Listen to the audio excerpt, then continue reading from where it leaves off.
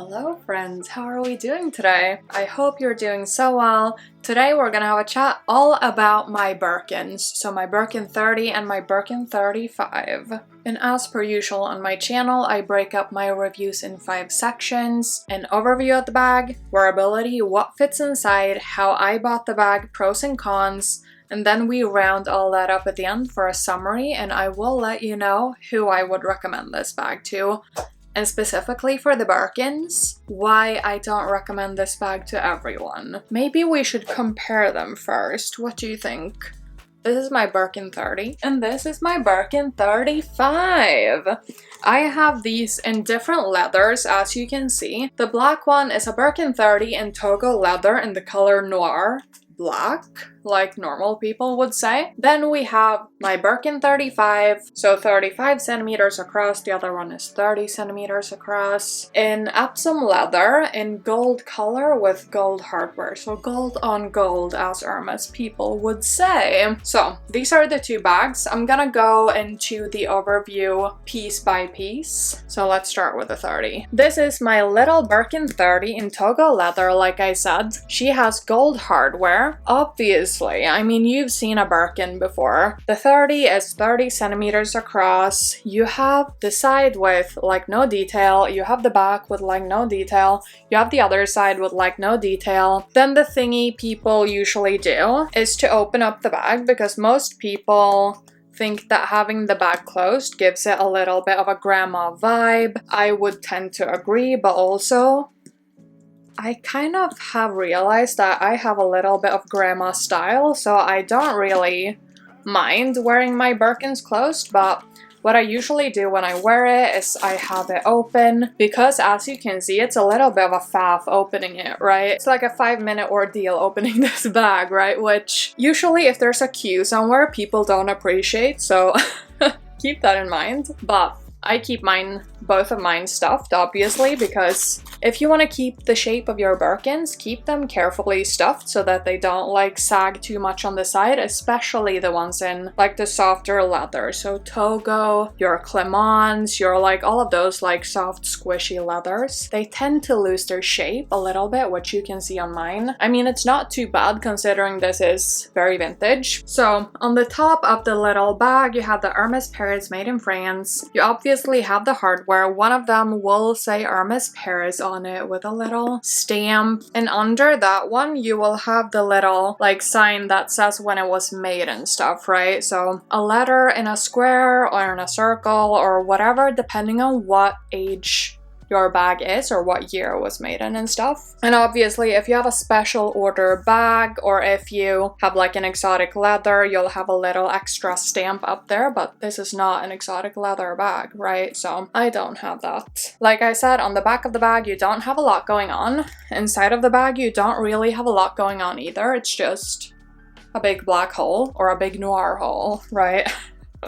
Then you obviously have the opening flap of the bag, which is a little bit annoying right now, and inside you have like a little zippered pocket and stuff. And on the other side you have like an open little pocket compartment, but I don't keep anything in the like pockets of the bag because it will make your bag lose its shape a little bit. Case in point, on my Birkin 35, obviously I think the owner before me kept something in the pocket, so it has like a bit of like bulging on the front of the bag, right? Also, I know a common thing with these bags is that if you keep the lock hanging right there, then you can get a smiley line. My 35 had that, but I had it spotted, so now it doesn't show as much, at least. I'm gonna show you later. I've had this bag spot as well, just to like treat the leather a little bit, to make it feel a little bit more like clean, smushy, like it looks moisturized and all of this kind of stuff, right? And I think after the spa, she came back so shiny and so fresh and so clean and like looking like a new bag, right? So in my humble opinion, my little Birkin 30 Noir is looking in great condition. So same thing here. Most people think it's a little bit like a grandma bag when you have it closed. This one is obviously, like I said, in Epsom leather, which is a leather that's a lot more shiny. It doesn't absorb light as heavily as something like a Togo would, so this will give you more shine, more reflection, more like sheeny vibes. And when you buy a Birkin, by the way, you get a little raincoat and you get a little key and clochette, which I should probably show you. So you have your little lock, obviously in the same color as the overall hardware color on your bag. You have a little number. The number on your keys match the number on the lock, right? So that's a giveaway of your bag being authentic, right, or not. And both keys have the same number, right? So, and the keys are hidden in the little clochette, usually just like that, so it looks like a little bell. Many people hang this on the bag together with the lock, but I don't really keep these on my bags because I don't want to risk like getting scratches and stuff on the bag. And also I think it looks a lot more chic if I don't have a bunch of things on it, you know? It used to have a smiley line, which I had it spot for, and now there's no smiley line there, in my opinion. I also had the corners touched up with color. Now this one is produced, I think, 2001, but I think she looks great. Literally. And even like the handles are in perfect condition. Look at that, so pretty. And similar as in the black bag, on the front you have the front pocket, right? And in the back you have the zippered compartment. Can you see? No, you won't be able to see. This is impossible. But basically it's just a big hole, you know? There's not a lot to a Birkin apart from it being a classy piece of leather in terms of the overview. But like I said, I mean, this is obviously the 35, this is the 30, so here you have them side by side when they're open. And you know, obviously, as you can see, the 35 is a lot bigger than the 30, but that's just the nature of the sizes of these bags, right? So, wearability of Birkin bags. Where do we begin? I mean, essentially, I think they're wearable bags. They do, for me personally, lose a few wearability points because I've come to realize that I appreciate bags with like a shoulder strap, or if I can like fling them across my shoulder and not something I have to carry in the crook of my arm or like handheld all the time, right? Because, I mean, even though I can be pretty hands-free with this, I can't be like totally hands-free like I could with something like an Hermès Evelyn, where I can just do one of these, like go about with my day, you know? I have realized that I do appreciate practicality a little bit more than I would like to admit. But, you know, I guess that's what happened when you grow up. You start appreciating practicality. I don't like things looking practical, but I like being able to use my hands, you know? And for me, this is especially something that I kind of started appreciating when, you know, we were wearing masks. We were using hand sanitizer all of the time. I don't really like the thought of having just used hand sanitizer and touching my bag. I'm like, will the chemicals and the alcohol and the hand sanitizer deteriorate my Birkin, you know? In Swedish, we say brain ghosts, you know? When you have things in your mind that just haunts you. And the hand sanitizer deteriorating my Birkin was like my brain ghosts, you know? This stuff haunting me. Now, I've always been a person that uses hand sanitizer, so for me that wasn't really new. But obviously, in the global sniffle, everyone was using hand sanitizer all of the time, so it became more of a like issue, you know? Now, aesthetically, I think these are very wearable for my personal like style narrative. I think they're like classy, timeless, like low-key luxurious. I think they're bags that will never be irrelevant. I think they just like add to an outfit, sometimes a little bit too much when like I feel like they're wearing me and I'm not wearing the bag. But you know, then I'm the accessory and she's the like main character, so you know, we'll just have to deal. But I think aesthetically they go very well with my personal style, so that makes them very wearable. What makes them a little bit less wearable is the price tag, in my opinion, because when a bag starts costing as much as a Birkin does, then you start thinking a little bit before you decide to wear it, right? Because then you start thinking, where am I going? Is it going to rain? Will I potentially hurt my bag, you know? And I mean, those are more of the like brain ghosts, you know, they're haunting you. They're like, you're clumsy, you're gonna hurt the bag, you're gonna scratch it, blah, blah, blah. And I mean, those thoughts, they don't have to live rent-free in my mind, but they kind of do. So that brings the Birkin down a few wearability points, just because it doesn't feel like a bag that's easygoing and like carefree and all of this kind of stuff, right? Which sometimes you do appreciate in a bag. So that component kind of makes them, for me, more special occasion bags, or bags that, oops, my voice is dying. That kind of makes these bags feel a little bit more special, a little bit more high maintenance, a little bit more like bags that you have to savor for special moments, right? So wearability, so-so. Aesthetically, yes. Ease of use, so-so, because you can't be hands-free.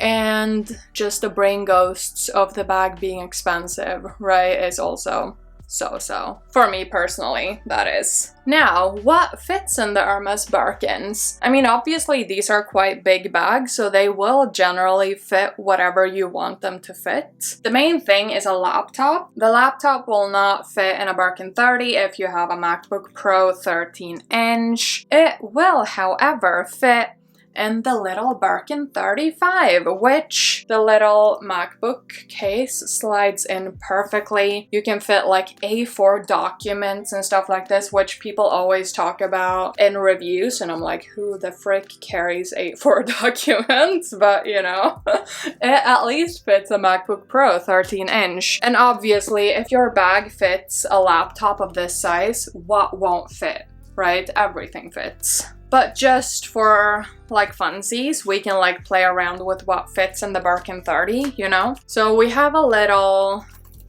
cosmetic case. Recently, I've been kind of like valuing security of stuff in my bag, so I've started like having this is just a little Fenty dust bag, which I got with a pair of slippers. And I've like started like just plopping everything down into this little dust bag and then in the bag. Because then I have my little cosmetic case, I have my phones, I have my key and card holder from Louis Vuitton, I have like all of these like small stuff that usually just floats around in any bag. I have them in this like little catch-all dust bag, and it's in velvet and it feels so luxurious and nice, you know? So we have my phone, we have my camera case. What else do we want? I mean, literally, we're not gonna fill up this bag. Everything fits. Like, those things take up not a lot of space in the bag. I'm not sure why I'm doing this segment for Birkins, because whatever you want to fit, it's a big bag. You can fit it in the bag. It's fine, you know? Just know that if you have a bigger laptop, like the MacBook 13-inch, that won't fit in the 30. It will, however, fit in the 35, and you can carry all the A4 documents your little heart desires in your Birkin 35. Not so much in the Birkin 30. Is this an A4 document? My little book where I script out my thoughts for videos is A4, and obviously, as you can see, it's bigger than the 30. It, however, is smaller than the 35, so now I have done my due diligence. I have told you that A4 documents fit in the Birkin, so now let's move on to how I bought these bags. And obviously right now we have to be mindful as well. If you don't feel like watching videos about expensive handbags or luxury items, then please don't watch this video. I mean, with the current economic situation, I get it. When I'm feeling down, I watch cat videos. That's my personal favorite. So if watching videos about expensive items doesn't make you feel the best at the moment, please click out, go watch cat videos, and live your best life.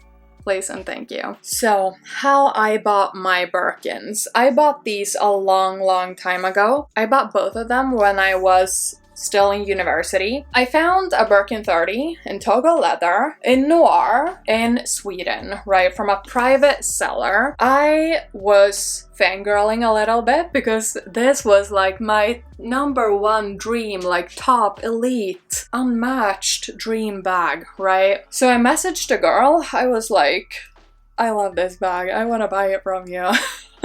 So we went through like a third-party authentication. I sent my dad to pick this bag up and they went to like a third-party authenticator. They got the bag authenticated. They went to a bank. They wired the money. It was like a very safe transaction, right? So do your due diligence if you're gonna buy from a private seller. If you don't feel like you want to do the hassle of doing your due diligence, then please buy from a consignment shop or something like this where you get a certificate of authentication, because when buying these kinds of expensive bags, authenticity is everything. Authenticity is always everything, like in personality, in like your relationships, everything. Being authentic is key. Also with Birkins or any designer bags, right? When I had bought the bag, I also sent this in for a spa treatment, like I said, just to like get that additional security that this bag was authentic, right? Because if you send in a bag to Hermès for a spa,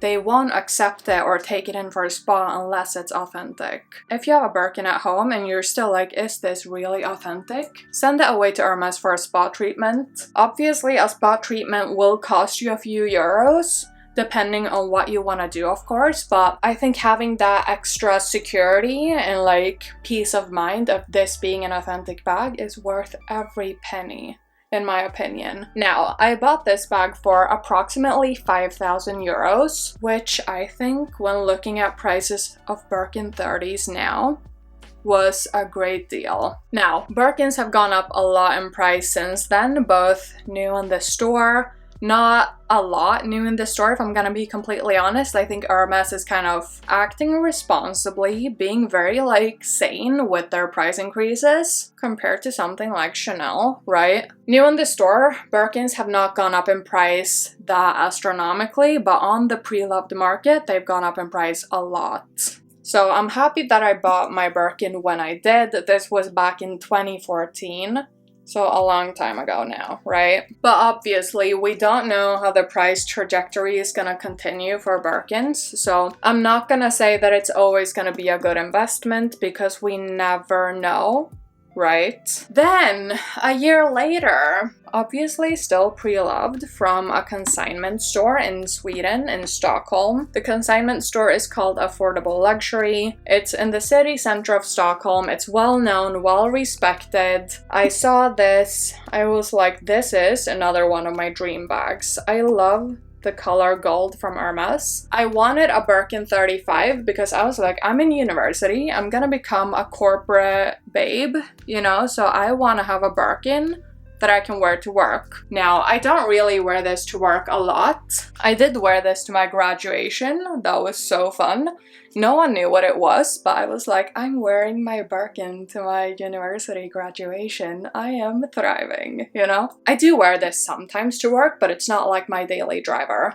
My daily driver is my Prada double in the size large. We all know that's like my favorite little day-to-day bag. But saw this, loved it so much, pre-loved from Affordable Luxury, the store in Stockholm. I bought this in 2015 for approximately 5,600 euros. So a little bit more than 30. The tables have turned since then, right? Now the Birkin 30s are more expensive than the 35s. But I mean, that fluctuates with like our big bags in fashion, our small bags in fashion. What do people gravitate towards now? You know, stuff like that. I would say that was still a good price for the Birkin 35 compared to what I would pay for it now. But like I said, the price development has been more aggressive on the 30s than it has been on the 35. If you're just looking for something to carry your things, I don't think Birkins are worth the price, but we'll talk about that a little bit more later. But for now,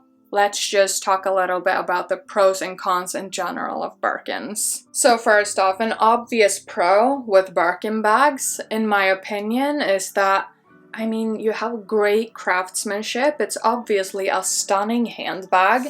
I think these are like works of art. I think they're timeless classics. They will never be irrelevant. They will never go out of style. No one will ever look at a Birkin and think, that's so last season. That won't ever happen, because these bags have been around for decades, literally. They have history with Jane Birkin, all of that kind of stuff. She made them famous because she was covering up her pregnancy belly with these. And you know, they're just a bag that has history. She has depth. She's timeless, she's classic, she's elegant. And obviously she is from a fashion house that appreciates luxurious materials, great craftsmanship. They value like taking care of their items. So if you ever have a problem with a Birkin, you can go into Hermès, or with any Hermès bag for that matter. You can go into Hermès and they can send it to Paris, send it to their spa, right?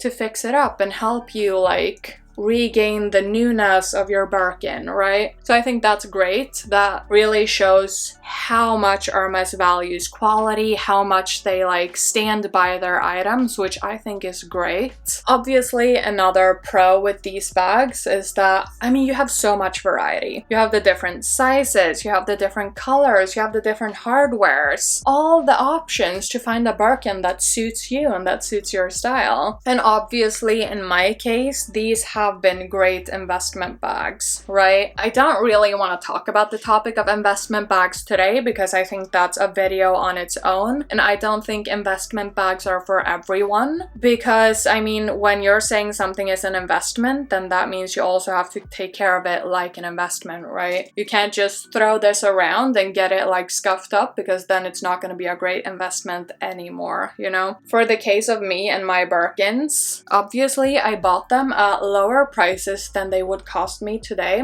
So for that reason only and specifically, they have been a good investment for me personally. So for the cons, I mean, similarly to what I was saying before, these are expensive bags. So if you want to buy a bag just to carry your items when you're out shopping, then this is an expensive bag, right? And I wouldn't say it's necessarily worth the price for everyone. Moreover, it doesn't have a shoulder strap, obviously by design, so you are stuck with keeping it handheld or in the crook of your arm, right? Which I think are both stylish ways to wear them, but maybe not the most practical in all scenarios. Hermès bags in general, especially Birkins, Kellys, the other like quota bags, are not really accessible, which I can see both as a pro and a con, because on one hand, it is a pro if you have Birkins, because that will keep the allure, that will keep the price up, that will keep the like mystery of Hermès Birkins, right? Or Hermès Kellys, or whichever bag you have, right? But also, if you just want to go into the store and buy a Birkin, it's not an easy process, right? So that can be a con as well. If you just want to buy a Birkin, you just want to enjoy the bag, you don't want to have to like jump through hoops to buy a bag, you can buy it secondhand, pre-loved. In most cases, you will pay more pre-loved than you would if you get the opportunity to buy it new in the store, right? But buying it new in the store, you either have to go to a country where they have like the spending ratios, which in my opinion is pretty icky. Like I've heard people going to Dubai and spending like a 1-to-1 ratio. So you spend the amount that a Birkin bag would be on other stuff in the store, then you get the opportunity of buying a Birkin. I'm not saying that's always the case, I've just heard it from some people, so don't hold me to this fact, but I'm just telling what I've heard. I'm just echoing what other people have told me, right? Or you have to have like a wish list. I know the wish lists are kind of closed, but if you have a good relationship with a sales associate, you can usually tell them what you wish to buy. If the sales assistant or the sales associate want to sell you a Birkin, they call you, you go in, you buy it, you know? But you have to build that relationship. Usually that requires some spending and stuff like this. Not always though. So it is a little bit of like jumping through hoops to get to buy a Birkin, which doesn't make it super accessible, right? So who would I recommend the Birkin to? This is the reason why I've put off making this video for such a long time. I think it's so tricky, because I don't think the Hermès Birkin is for everyone.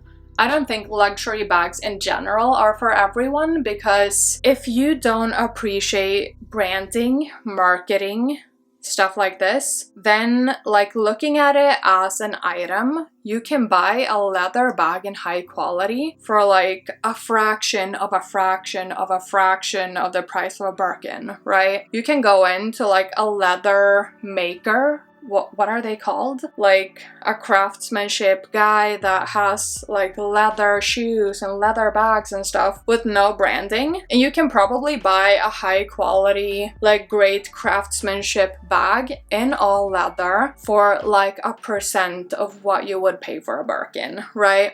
So if you're just after a practical bag that will host your items when you're going to the supermarket or you're going to work, then I don't think a Birkin is for you. If you appreciate the like branding and like the Hermès history and like the craftsmanship and how they take care of like their bags over time, like there's not anything that's like the guarantee has passed, you cannot come back, right? They're always gonna care for your bag if you go to Hermès and you ask them to send it to the spa. Yes, you will have to pay for it, but equally, they will help you. They won't leave you stranded if there's something that you want to fix with your Birkin. Obviously, with any designer bag, you do pay for the brand name, right? For the Hermès bags, obviously, I mean, I'm not saying this is not a great quality bag, but you can buy a great quality bag for a lot less than 5,000 euros or whatever these are costing today, right? I think you have to have an interest in luxury bags, possibly be a little bit of a handbag addict, right? Or I mean, you don't have to, but in general, if you're gonna think it's worth spending the whatever 1,000 euros on a Birkin, I mean, you will obviously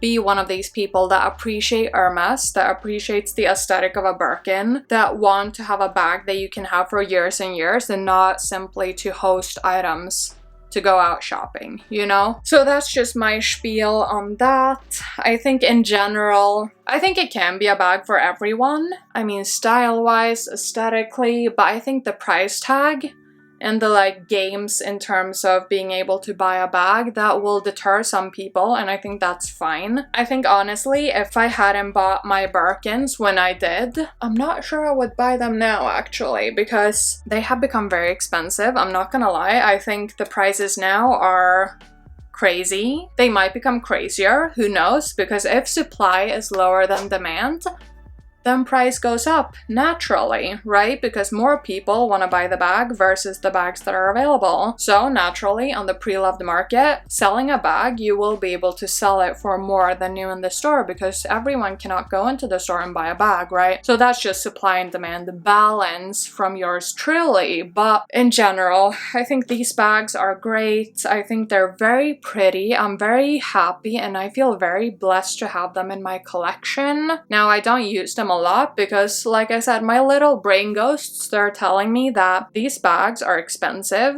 Don't use them too much because you don't want to wear them out, which is also why it doesn't feel like a bag that everyone needs in their collection. And that's something that I hear a lot in this luxury fashion space, that unless you have a Birkin in your collection is not worth talking about, right? And I think that is so untrue.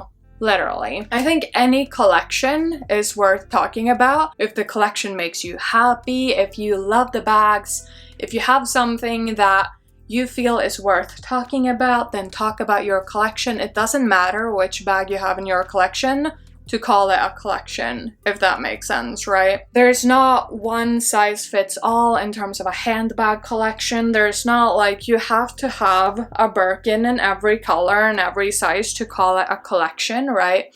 I think that type of mentality is stale. I don't think every bag is for everyone, right? I think in general, Birkins are pretty. I love my Birkins. I don't wear them as much as they deserve. I want to wear them more. My throat is itching again. I'm not sure what's happening. Maybe that's a sign that I need to stop rambling. So yeah, in short, the people I would recommend an Hermès Birkin to, if you buy into the Hermès brand narrative, if you appreciate the Birkin style, if you have additional income to splurge on a very high price priced bag. If you feel like it resonates with your personal style, and if you want to have a bag that you can keep forever, that will always be relevant and that will always be like a timeless classic, you know? If you want to be able to fit a laptop, buy the Birkin 35. If you don't care about fitting a laptop, buy the Birkin 30, or just buy a very small laptop. I'm not sure if this kind of size of laptop exists, but you can fit an iPad, it's fine, you know? This is not an all-extensive guide. Obviously, we can talk about Hermès leathers and stuff like this, but Hermès leathers and Hermès colors, that could be a video on its own, but just one thing on leathers. The Togo, the Clemens, the like soft smushy leathers, they will slouch with time. They are more high maintenance. You need to make sure that they don't like lose their shape. You need to be a lot more mindful when storing them. I do love the look of like a slouchy Birkin and like a soft smushy leather. So I mean, aesthetically, I love this, you know? I think in terms of not being super high maintenance, I think something in Epsom or Courchevel or something in this type of stiff leather, I think is a lot easier to take care of. I mean, you can just, if you get like a little droplet of something, you can just brush it off and it's gone, you know? So I feel like it's a lot more easygoing and a lot easier to take care of like a stiffer leather Hermès bag. This was a ramble. I have been putting off making this video for a year because I think Birkins they're gorgeous, they're timeless, they're classic, they're of high quality, the craftsmanship is unmatched, but it's not always a relatable bag, right? And I love talking about bags that everyone can buy. You don't need to jump through hoops, like my little Saint Laurent sac de jour, for example. This is such a great bag. It doesn't cost you an arm and a leg and a kidney. You can go into the store and buy it, and you can buy it on the pre-loved market for below retail. So this is like such a nice little bag. It's so classic, so chic. Like, they're not completely unsimilar, right? So, you know, just keep that in mind.